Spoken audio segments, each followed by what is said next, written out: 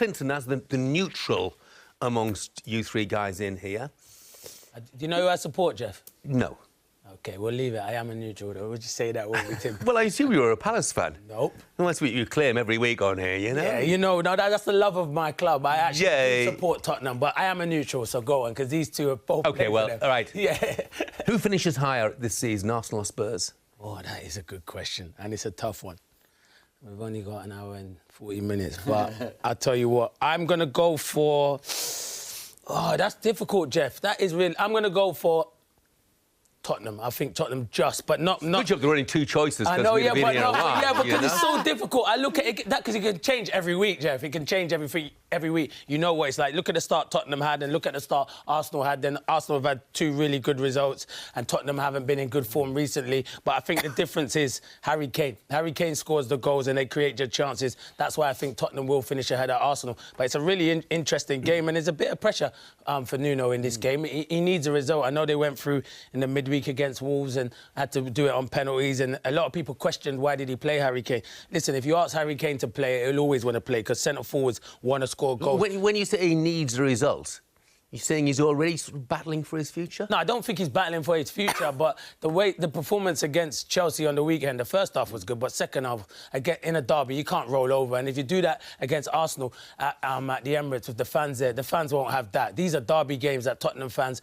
want to win. And I said, first half really good, second half against Chelsea, nowhere near it. And you got Chelsea are a class team, and I'm not saying Tottenham are on Chelsea's level because they're not at this precise moment, but you still got to compete and roll your sleeves up and have a really good goal. But this Arsenal game is a huge game for Nuno. I think he does need a result. And Arteta, Arsenal come into it off the back of two good results.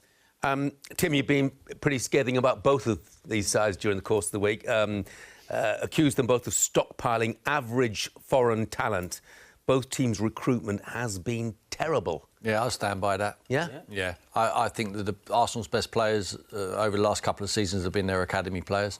I think they're bringing in average players, blocking up pathways for their kids. And I think Tottenham's over 3 or 4 years now has been a scattergun approach. Oh, he's available, let's go and get him. No one else really wants the players they're going for. And I think the same with Arsenal. You know, they're not in a dogfight where let's try and nick him off this team.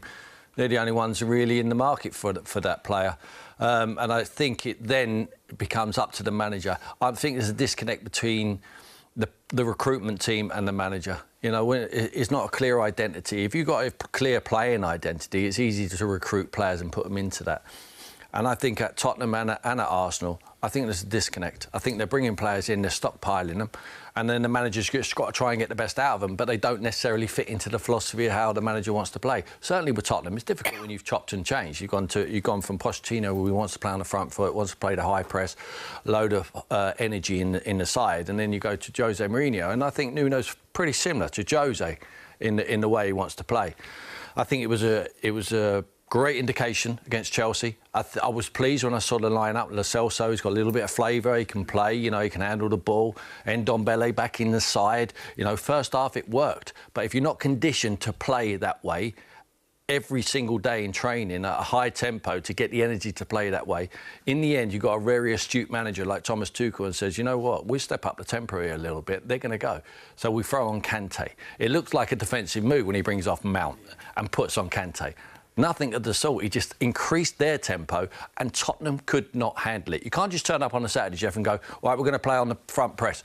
They're capable of doing it because the large portion of them played under Pochettino. Very high intensity. At the moment, they want to play pragmatic. And it's fine, but you need to win. It's like when Jose was there and he got away with it because there was no fans in the stadium.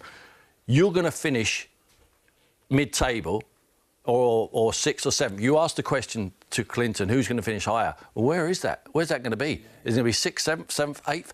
They're not going to finish in the top 4. It'll be where is it going to be? I think it'd be 6th, 7th. I think 6th or 7th either way. You know, I couldn't call it. I think it was a great question. I couldn't say whether Arsenal or Tottenham were going to finish above each other.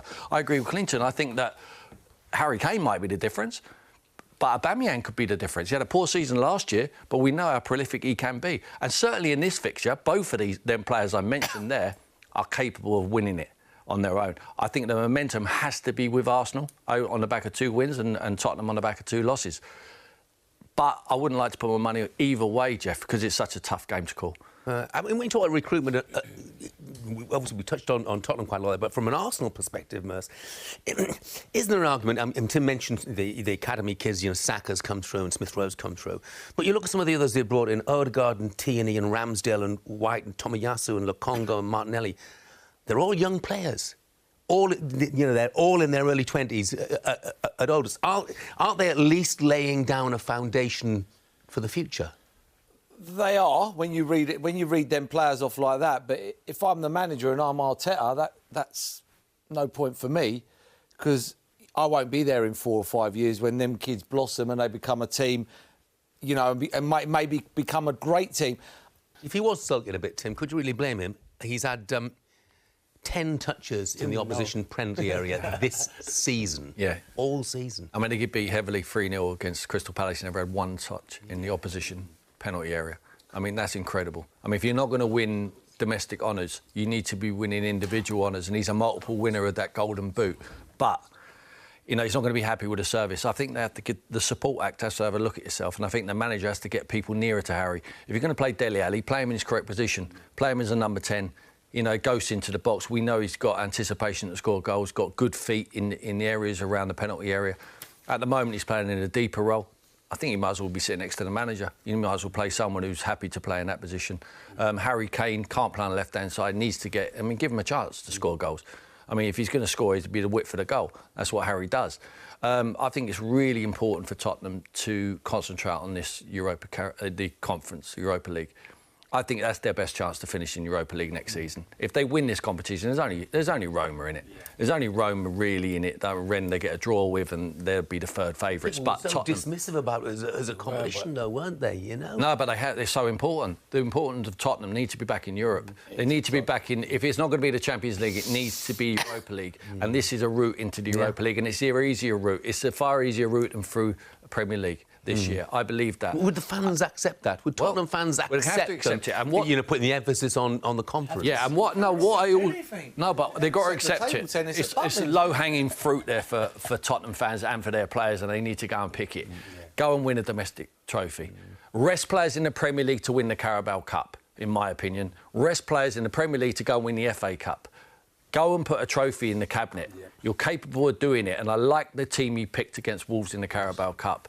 He set them out there to win. They nearly never, come through on penalties in the end. But I think if he picks the right side and they're all conditioned enough, I think they're capable of winning the domestic trophy. And then it's a huge success for Nuno and Tottenham. I mean, but there are so many issues, aren't there, because we talk about Harry Kane, and obviously they've had some injuries as well. We talk about Harry Kane and whether he's disillusioned or whether he's not disillusioned. But look at them defensively. Of course, the 3 against Palace, 3 against Chelsea, even 2 against Wolves. You're not going to win anything if you defend the way they did against Chelsea, are you? Well, definitely not. I mean, the Chelsea one, there's ways of losing football matches. Teams lose football matches.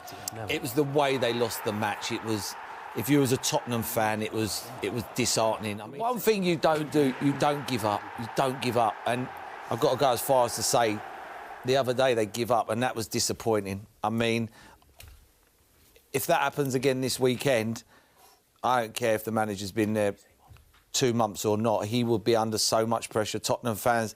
Mourinho was fortunate. There was no fans in the ground.